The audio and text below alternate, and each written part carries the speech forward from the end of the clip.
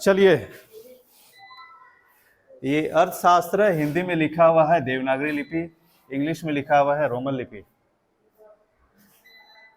तो ये 9th class में शुरू होती है और 9th क्लास के आप लोग बच्चे हैं। इससे पहले इस विषय से आप परिचित नहीं थे। ये जो अर्थशास्त्र विषय 1 से लेकर नर्सरी से लेकर 8 क्लास तक ये विषय आप विद्यार्थी आप लोग नहीं पढ़े थे, इसकी ज्ञान आपको नहीं थी। यह जो किताब है ये 9th क्लास में आ रहा है। तो सबसे पहले हमको विषय को समझना होगा कि अर्थशास्त्र क्या है, इकोनॉमिक्स क्या है। ठीक है, पाठ से पहले हमको जो किताब है उसका मीनिंग को समझना होगा। तो हम लोग समझते हैं।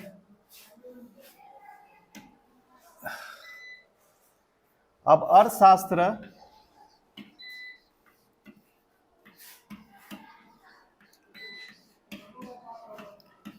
अर्थ प्लस शास्त्र दो शब्दों से मिलकर बना है। इससे पहले जैसे कि हमारे हिंदी के शिक्षक बता रहे थे, समास संधि विच्छेद से बता रहे थे, तो किसी भी सब्जेक्ट को समझने के लिए, किसी भी विषय को समझने के लिए शब्द को तोड़ करके उसके गहराई को हम समझ सकते हैं। तो अर्थ का मतलब है धन और शास्त्र का मतलब है विज्ञान। इस दोनों का यहां पर अर्थ होता है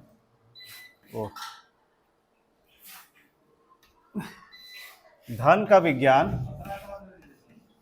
ओहो सॉरी, चलते चलते ये हो जा रहा है। धन का विज्ञान, अर्थशास्त्र का अर्थ होता है धन का विज्ञान। अर्थ का मतलब धन, शास्त्र का मतलब विज्ञान, यानी कि अर्थशास्त्र का शाब्दिक अर्थ है धन का विज्ञान, जिसको हम गृह प्रबंध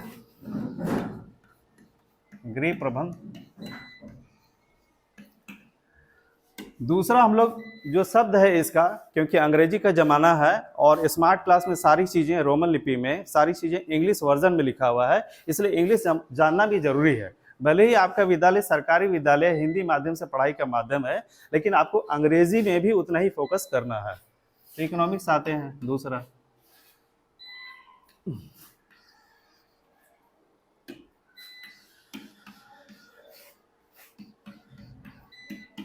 इकोनॉमिक्स ये दो शब्दों से मिलकर बना है। इको प्लस नोमोस है यहां पर, इको और नॉमिक्स यहां पर लिखा हुआ है। ये दो ग्रीक शब्दों से आया है। ग्रीक एक, सॉरी, हाँ इसको भी ये कर देते हैं। ये जो एक आ रहा है ग्रीक भाषा के से आया है। तो इकोनॉमिक्स को समझने के लिए सामाजिक विज्ञान का जो सारे विषय हैं जिसको आप पढ़ते आए हैं, जैसे कि इतिहास, नागरिक शास्त्र, भूगोल, इन विषयों का ज्ञान भी आपको होना जरूरी है। अगर इन विषय का आपका ज्ञान नहीं है तो अर्थशास्त्र को समझने में मुश्किल होगा। ये जो ग्रीक है, ग्रीक एक देश का नाम है जो यूरोप महादेश में स्थित है। तो ग्रीक भाषा के दो शब्दों से आया है, ओइकोस प्लस नोमोस। ठीक है, इसका अर्थ होता है गृह प्रबंध, हाउसहोल्ड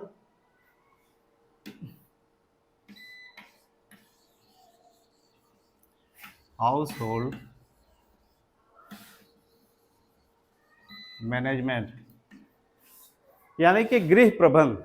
अर्थशास्त्र में हमें, इकोनॉमिक्स में हमें गृह का कैसे प्रबंध करें, धन का क्या, धन का विज्ञान है, इसके बारे में हमें जानकारी मिलती है।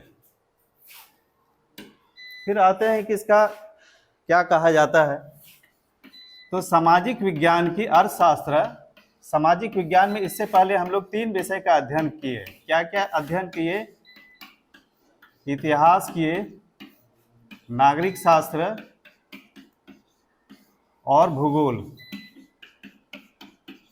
ये 3 विषय आप क्लास 5 से लेकर क्लास 8 तक पढ़े। ये चौथा जो विषय है अर्थशास्त्र है, चौथा अर्थशास्त्र है।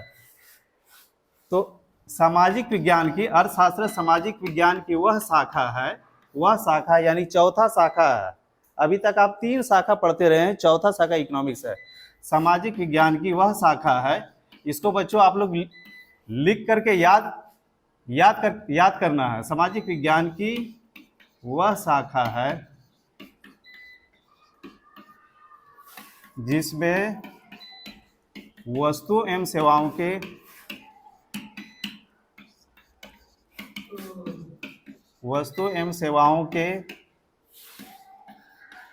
उत्पादन, विनिमय, उपभोग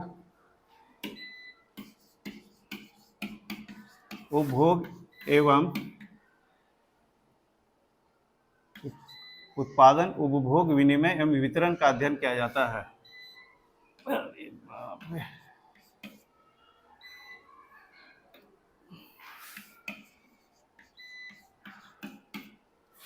वितरण का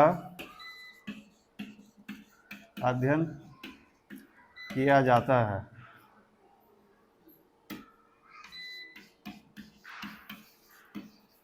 इसको आप सभी को लिख लेना है। अर्थशास्त्र सामाजिक विज्ञान की वह शाखा है जिसमें वस्तु एवं सेवाओं के उत्पादन, विनिमय, उपभोग एवं वितरण का अध्ययन किया जाता है। अर्थशास्त्र सामाजिक विज्ञान की वह शाखा है जिसमें वस्तु एवं सेवाओं के उत्पादन, विनिमय, वितरण एवं उपभोग का अध्ययन किया जाता है। 4 टर्म्स आ रहे हैं। वस्तुओं का उत्पादन तो ठीक है कि किसी वस्तु का उत्पादन हुआ, ठीक है, वस्तु का उत्पादन हुआ, ठीक है। कोई बताइए कि वस्तुओं का उत्पादन कैसे होता है। अब जैसे कि गेहूं हुआ, गेहूं को उसके बाद बनाया गया, किसी कारखाने में गया, उससे बिस्कुट बनाया गया, उसमें अन्य पदार्थों को मिलाकर के वस्तु का निर्माण हुआ। वस्तु का उत्पादन तो ठीक है, लेकिन ये सेवा का उत्पादन, सेवाओं का उत्पादन एक लिखा जा रहा है। तो सेवाओं का उत्पादन कैसे होता है? सेवा यानी कि सर्विस का जनरेट, इसको कह सकते हैं कि सर्विस का जनरेट कैसे होता है। यानी कि कल कारखाने, उद्योग लगाने से, कुटीर उद्योग, लघु उद्योग, वृहद पैमाने पर उद्योग लगाने पर सर्विस का जनरेट होता है, सेवाओं का उत्पादन होता है। किसी देश की उन्नति के लिए सेवा का उत्पादन, वस्तुओं के उत्पादन के साथ सेवा का उत्पादन भी बहुत ही जरूरी है। तो ये मैंने अर्थशास्त्र क्या परिभाषा है। वस्तु एवं सेवा सामाजिक विज्ञान की वह शाखा है जिसमें वस्तु एवं सेवाओं का उत्पादन, विनिमय, उपभोग एवं वितरण किया जाता है। हाँ, अर्थ का जिक्र शास्त्र में हुआ ही नहीं। हाँ, ठीक है। धन, जैसे कि पूछा जा रहा है कि अर्थशास्त्र का हमने बताया कि इसका शाब्दिक अर्थ है अर्थ यानी कि धन। इसमें धन का कहाँ हुआ, ठीक है।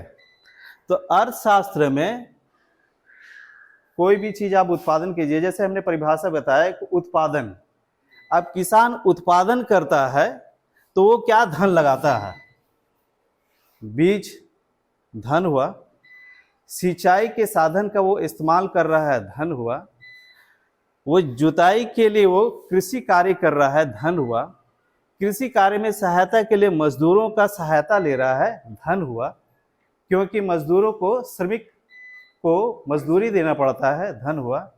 आप ट्रैक्टर से जुताई कर रहे हैं, उसके लिए आपको धन खर्चा करना पड़ता है धन हुआ। यानी कि ये अर्थ समझ रहे हैं धन। अभी कुछ क्लियर हुआ? थोड़ा डायरेक्टली धन की बात नहीं हो रही है। यहाँ धन मतलब सीधा सा अर्थ नहीं है कि रुपया, पैसा, सोना चांदी से अर्थ ये नहीं है, ठीक। जब बैंक आएगा उससे, हाँ हाँ, वो साधारण शब्दों में हम लोग समझते हैं कि धन का मतलब होता है सोना चांदी, और पढ़ा लिखते व्यक्ति समझता है कि रुपया पैसा, ठीक है। लेकिन हम धन को अप्रत्यक्ष रूप से कैसे एक किसान जो पढ़ा लिखा नहीं भी है, कैसे वो इस्तेमाल करता है धन, ठीक। अर्थशास्त्र के संबंध में कई अर्थशास्त्रों का भी परिभाषा है, जिसमें से एक अर्थशास्त्री हैं मार्शल। कई अर्थशास्त्री हैं, मार्शल हैं, रॉबिल्स हैं, एडम स्मिथ हैं, तो उसमें से एक अर्थशास्त्री का नाम है मार्शल। तो मार्शल कहते हैं अर्थशास्त्र की परिभाषा क्या है? अर्थशास्त्र में मानवीय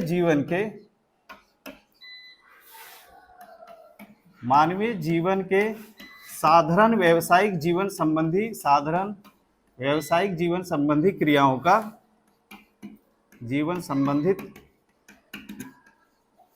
संबंधित क्रियाओं का अध्ययन किया जाता है। साधारण व्यावसायिक जीवन संबंधित क्रियाओं का अध्ययन किया जाता है। ये अर्थशास्त्री है मार्शल, उनका ये परिभाषा है। इस परिभाषा को भी आपको याद करना होगा कि किसी अर्थशास्त्री का अर्थशास्त्र के संबंध में क्या परिभाषा है, क्या डिफिनेशन दिए हैं, ये याद रखना होगा। और दूसरा, सामाजिक विज्ञान की ये चौथी शाखा है, इसको भी आप लोगों को याद करना होगा, नेक्स्ट क्लास में पूछेंगे। ठीक है, तो सबसे पहले हम समझ लिए 9th क्लास में, चूंकि ये है अर्थशास्त्र इकोनॉमिक्स, इसको समझ लिए हैं। अब इसको समझना होगा, इसके बाद कंटेंट्स कितने हैं, चैप्टर कितने हैं। किसी भी विषय में पारंगत होने के लिए सबसे पहले आपको कंटेंट्स कितने हैं उसके, यानी कि चैप्टर कितने हैं, ये आपके मन मस्तिष्क में बैठा होना चाहिए। 4 चैप्टर हम लोगों को अध्ययन करना है 1 साल के दरमियान। पहला पार्ट का नाम है पालमपुर गांव की कहानी। पालमपुर गांव की कहानी। दूसरे चैप्टर का नाम है संसाधन के रूप में लोग।